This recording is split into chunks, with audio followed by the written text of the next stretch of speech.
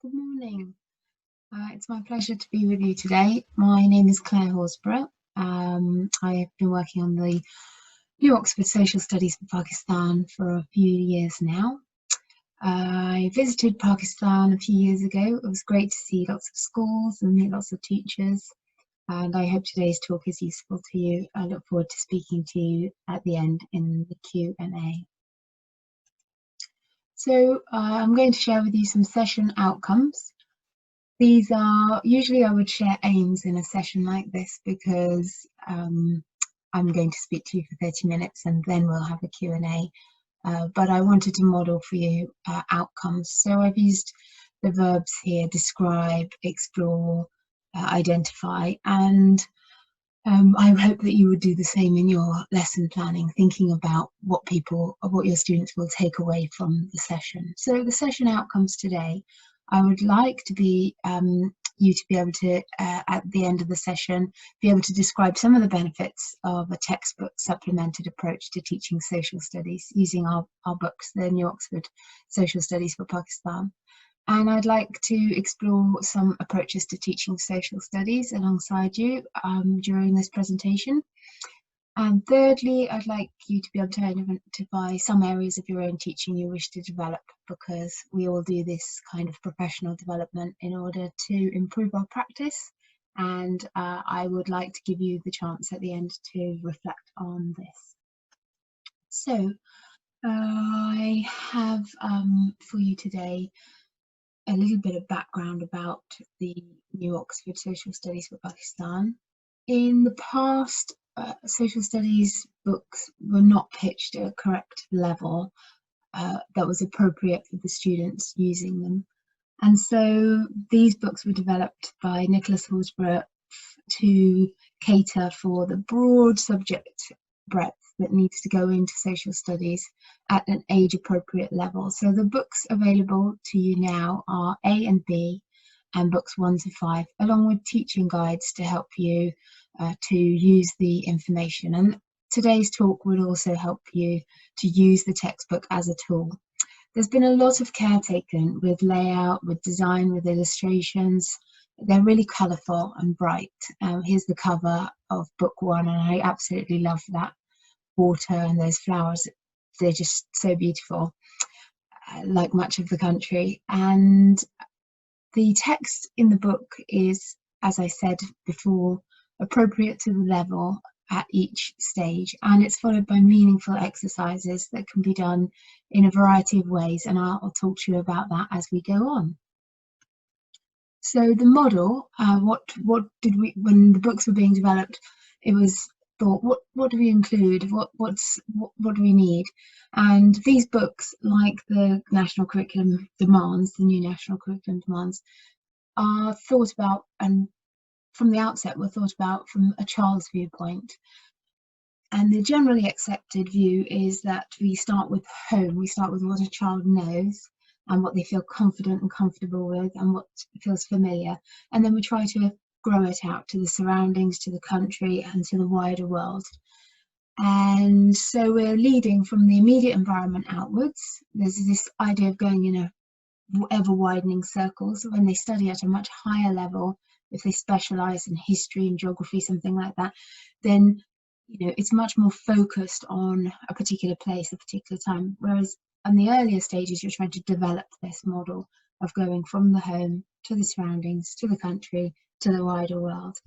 And we start with known vocabulary and familiar, easy vocabulary, and move up through to more sophisticated vocabulary, which seems very logical, but that's not what those early books by other books were doing.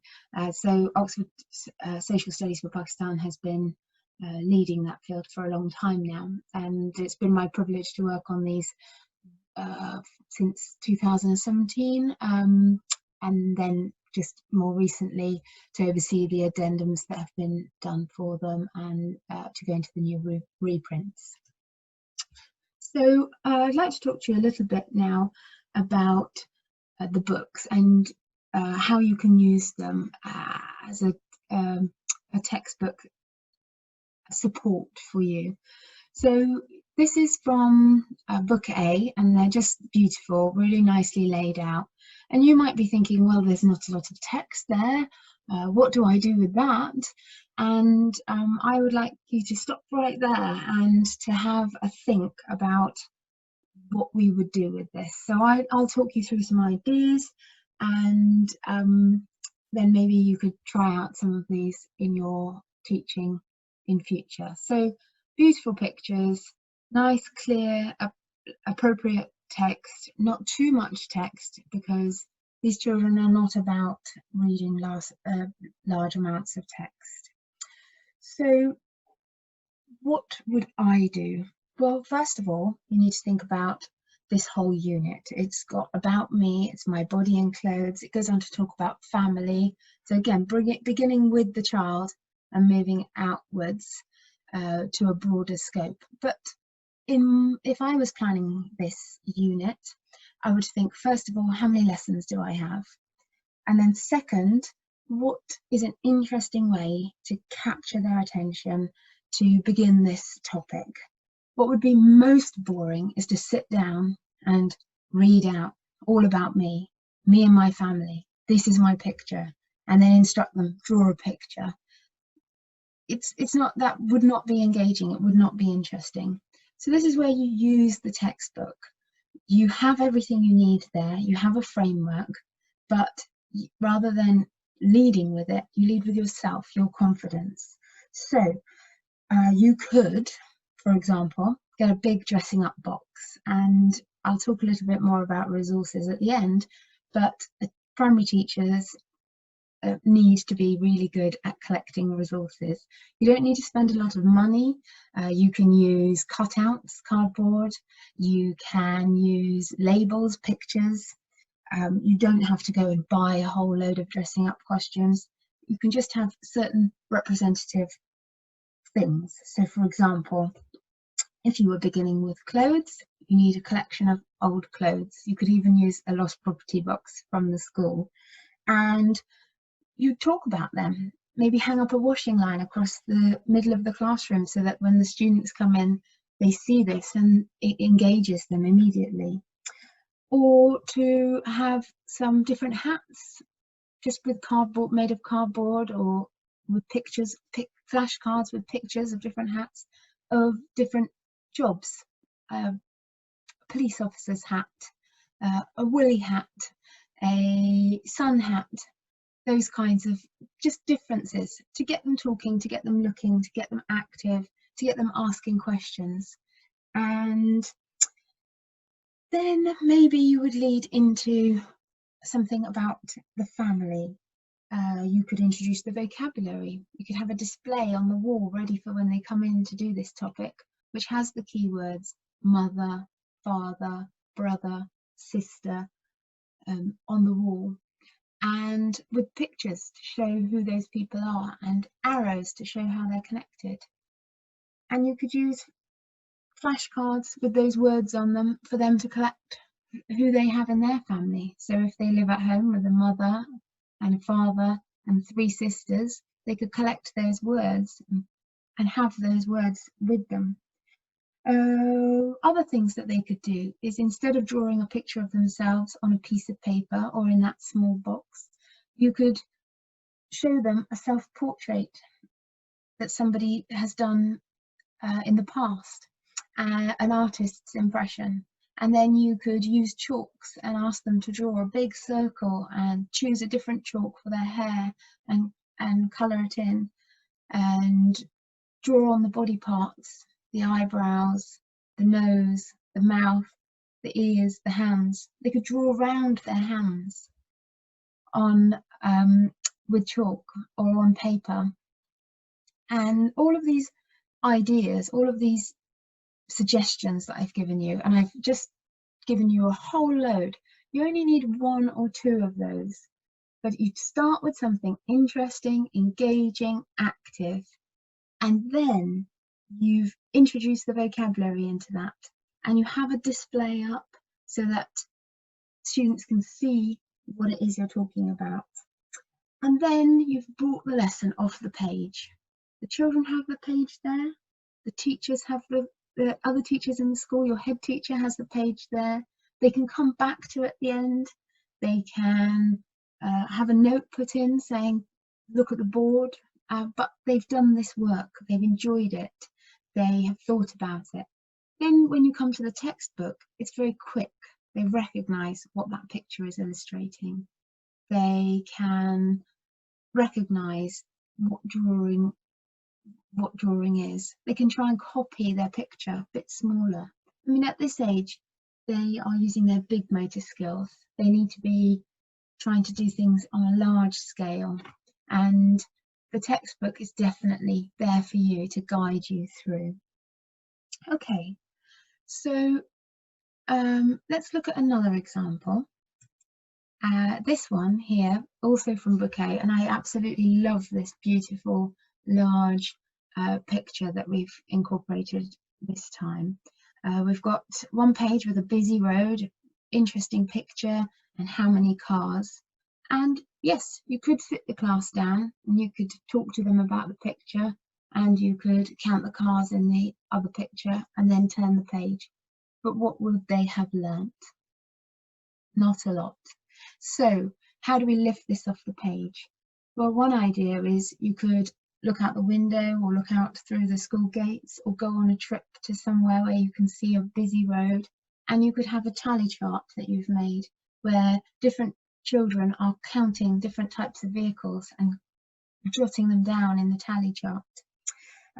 You could have a grid on the playground drawn in chalk with numbers, like a snakes and ladders board, and dice, and get them to throw it. And on each square you could have a picture, a flashcard of a type of vehicle, and then the children could emulate that vehicle and get to run around the board once. Anything that gets them off the page, engaged, interested. In the big picture for the park, you've got so much detail here. You've got animals, you've got wildlife, you've got cityscape, you've got different types of vehicles, an ice cream seller, all kinds of things.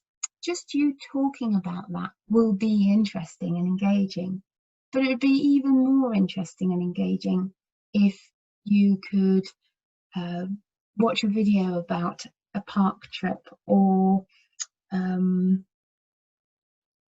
perhaps do a role play where you have one of them is the ice cream seller, and one of them is commuting to work, and one of them is flying a kite, and then you talk about what did you do, where did you go, who did you interact with, what did you see.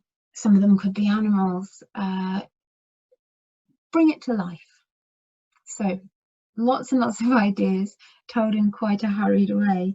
I hope there you've got some inspiration, and that's what the textbook should be for you. The textbook should be your anchor. You know that the textbook covers what the national curriculum requires, and your inspiration, but not your only resource, your only go-to. You need to get moving. So to summarize all of that, I'd like to go over the main points from that.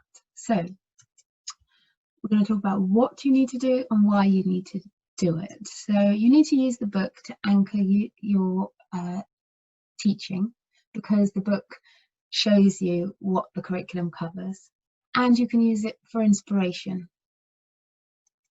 You do this because it provides a clear record. We as teachers are all under pressure to show that we have covered the curriculum and to show that we are making good progress, and the textbook can help you do that.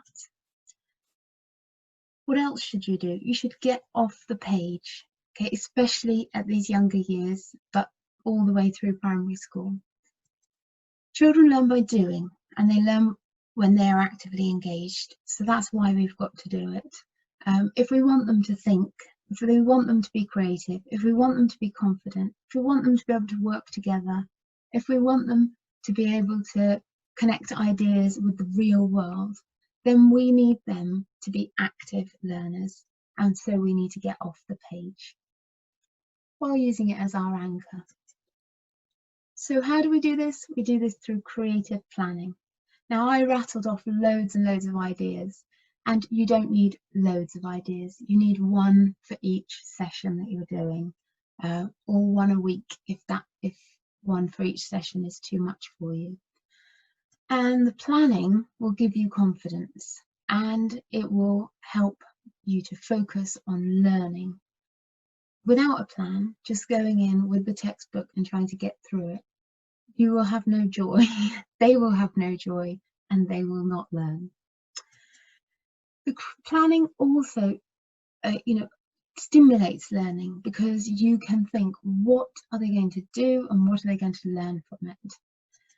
And it keeps the focus on learning. So it's really, really important that you have a clear lesson plan, session plan, day plan, week plan, term plan, and your planning is creative.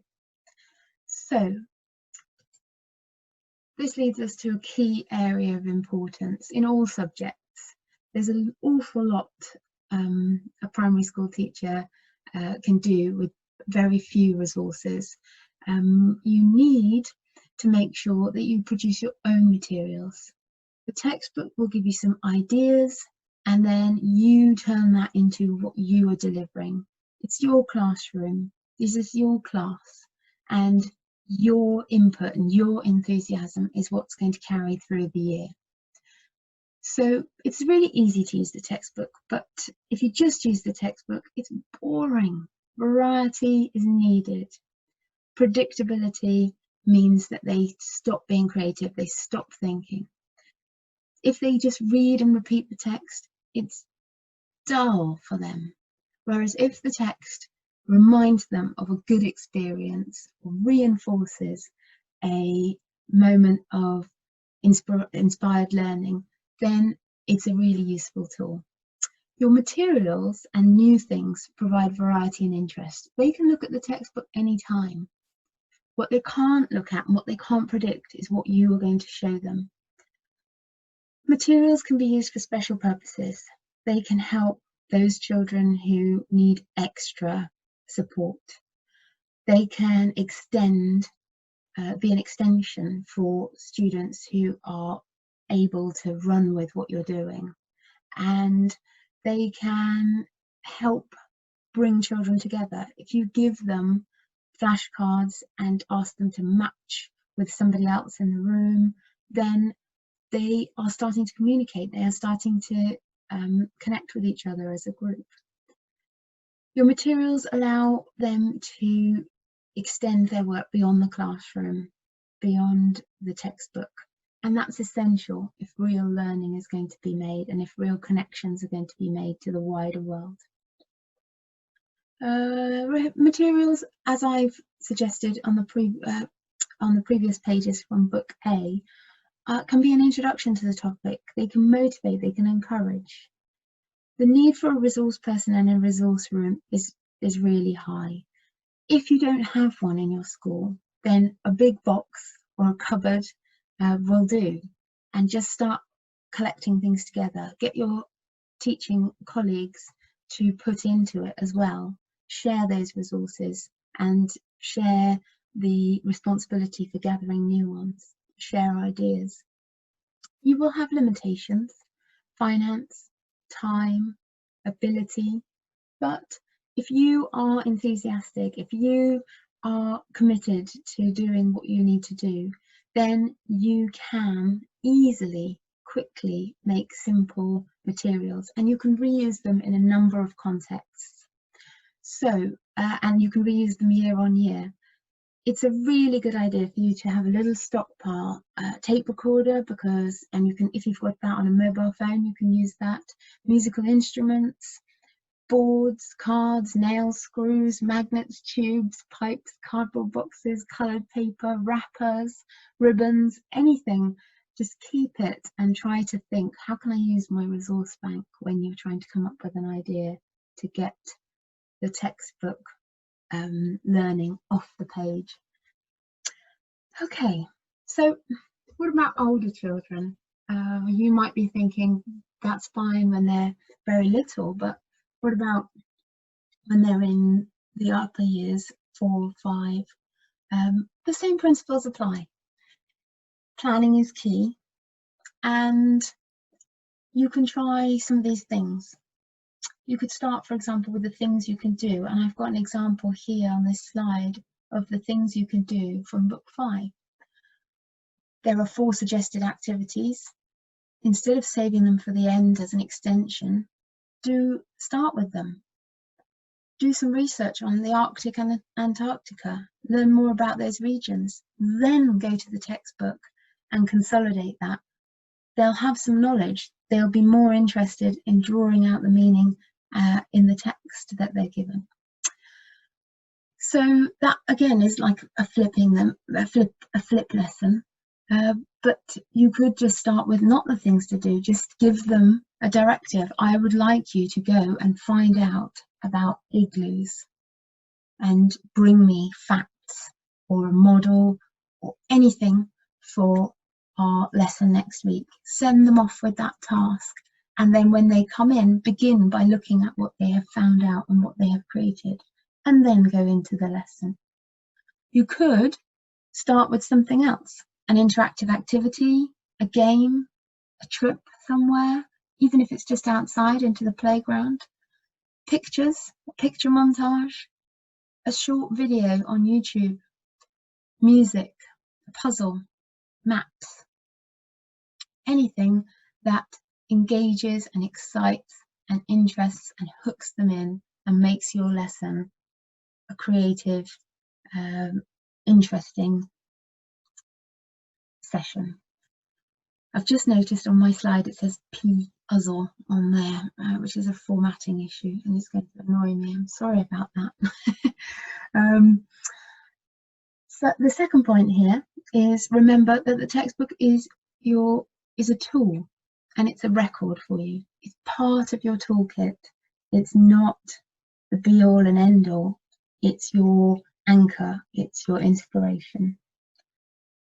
And here I'd like to just summarize what I've been talking about. So if we're doing these things, if we're using the textbook in this way, then we are modeling creativity and we are inspiring them to be creative. If we do approach social studies in this way, then we are truly using a collaborative approach. The teacher is collaborating with the students are collaborating with each other. And they are making connections. We're taking things out of the textbook and we're making them relevant to the real world, to the wider world. So what next? That's been a whistle-stop tour through lots of ideas, and hopefully you've now got some ideas for you to use. So if I go back to my outcomes, we've talked about how the textbook can be used alongside other methods to really address those key areas of teaching. And we have discussed I have given you a whole range of ideas to use in your classrooms. And lastly, now it's over to you. You will have strengths and weaknesses in your practice. And what you need to do regularly is think about what those are and take action to work on those, keeping those strengths going and sharing them, and developing those areas that you think are less strong. So I'd like you to try and jot down something from this session that you will try or do differently when you're teaching your social studies. And I'd also like you to think about something that you have done if you've got some good teaching practice under your belt. And I'd like you to jot that down, that moment that you think, so that went really well, I was pleased with that, so that you've got a record of it and you can use it again. And it may be that you need to spend a little bit more time thinking about this later. Okay, so this just brings me to the end of my talk. I'd like to say thank you very much. It's been a real pleasure to work on these books and develop them. And I really hope that some of these ideas are useful to you. I look forward to speaking to you in the Q&A in a moment.